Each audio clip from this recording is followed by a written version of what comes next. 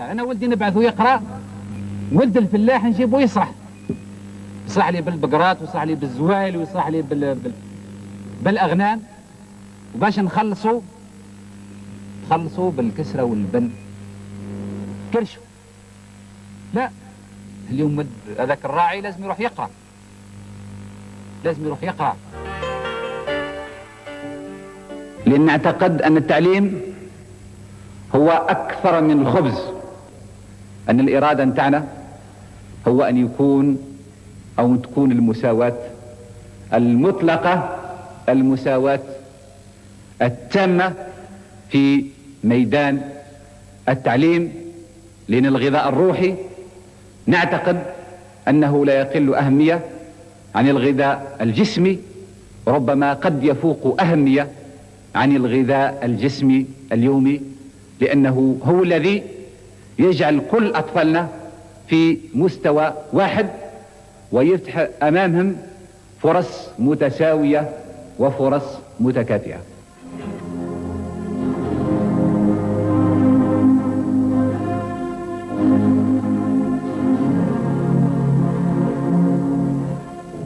ديمقراطي التعليم، إعطاء التعليم الجزائري صبغة ديمقراطية حقيقية بتوفير الشروط اللازمة لأطفالنا كي يتعلموا ويبلغوا جميع المراحل نتاع التعليم.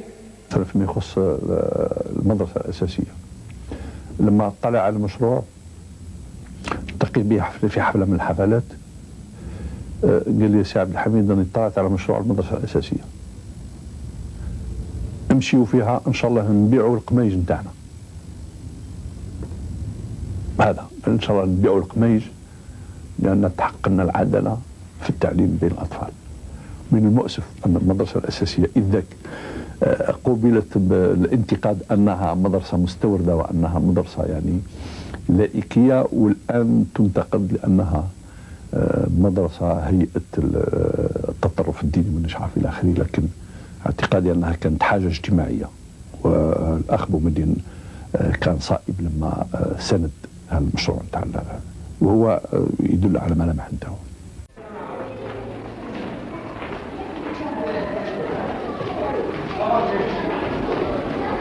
Les analphabètes représentent encore 80% de la population algérienne. Maman, nous avons froid. S'instruire est devenu le mot d'ordre de tous. Maman, nous avons froid.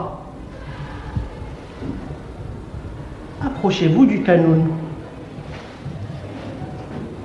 Approchez-vous du canoun.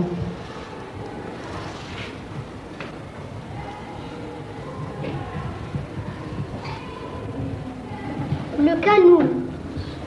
Le canoun. Qui a un canoun à la maison? Shafik? Moi, j'ai un canoun à la maison. Tu peux dire moi j'ai? Moi, Tu dis j'ai? j'ai un canoun à la maison. Il y a une chose qui est très très frappante, c'est le nombre d'enfants qui fréquentent les écoles de la Casbah. Quel est le changement qui existe entre maintenant et avant l'indépendance dans la Casbah? Avant l'indépendance, ce qui est tout à fait normal, c'est que l'école, disons, était un peu réservée à une certaine catégorie de gens. C'est-à-dire D'abord, il y avait les fils des Français qui étaient là, plus certains enfants, des enfants de notables algériens qui ont soit collaboré avec les Français ici, rentrant en Algérie, etc. Et c'était une école aussi sélective. Oui. Je voudrais que vous nous expliquiez bien comment se fait la partition entre l'enseignement du français et l'enseignement de l'arabe dans l'enseignement primaire, oui. C'est-à-dire à votre niveau. À notre niveau, les enfants... Alors prenons un enfant qui entre dans cette école, comment ça se passe? Il rentre en première année. Oui. Il reçoit un enseignement uniquement en langue arabe. Et un enseignement qui dure pendant 4 heures. Pendant 4 heures, oui. Voilà. 4 heures par... Ça fait 20 heures par semaine. Ça fait 20 heures par semaine. Ça fait 5 jours, 5 fois 4, 20. Alors, en deuxième année, c'est la même chose. Il reçoit également un enseignement en arabe. En troisième année, Là, il y a une nouveauté, c'est-à-dire qu'on introduit la langue française. C'est-à-dire en troisième année, ils ont quel âge en troisième année? Ils ont 7 ans, 8 ans comme en France. Même chose. C'est la même chose. C'est l'ancien CE1, C'est l'ancien l'ancien CE1, cours élémentaire première année, Ouais, oui. qu'on appelle ici maintenant troisième année. Tandis qu'ils abordent la langue française pour la première fois. Ils ont déjà un bagage en arabe. Et là, en français, il y a une nouveauté aussi. On introduit aussi le calcul. C'est-à-dire qu'ils font le calcul en arabe et en français. C'est-à-dire, en arabe, c'est la leçon proprement dite, mais en français, on leur apprend le vocabulaire de base. نحن لنا طموح ما هوش فقط أن نعرب أن نسترجع لغتنا ولكن أن نطور هذه اللغة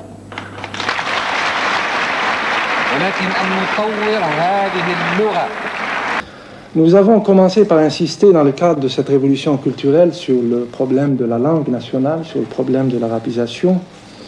Et je crois que cela est normal dans un pays où la langue nationale a été longtemps combattue, considérée comme langue étrangère.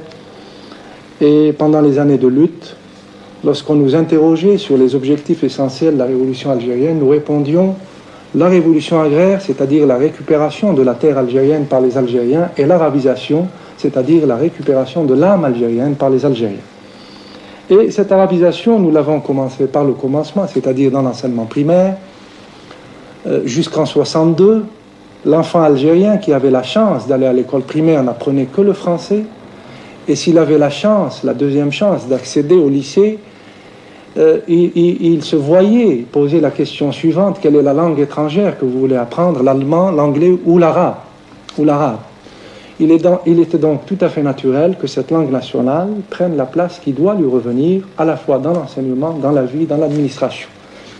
Nous n'avons pas choisi la voie facile, nous avons choisi la voie de l'austérité, et je crois que vous avez pu le constater à travers l'Algérie, les adultes ne sont pas exigeants pour eux-mêmes, mais le sont pour les enfants, pour leurs enfants. Ce qui explique l'attachement du peuple algérien à ce problème essentiel de la scolarisation, de la démocratisation de l'enseignement. Et ce n'est pas par hasard que le gouvernement algérien ait décidé de consacrer le maximum d'efforts à la scolarisation de nos enfants. Et ce n'est pas par hasard que le taux de scolarisation, qui était de 14% à la veille de l'indépendance, est atteint aujourd'hui plus de 70%.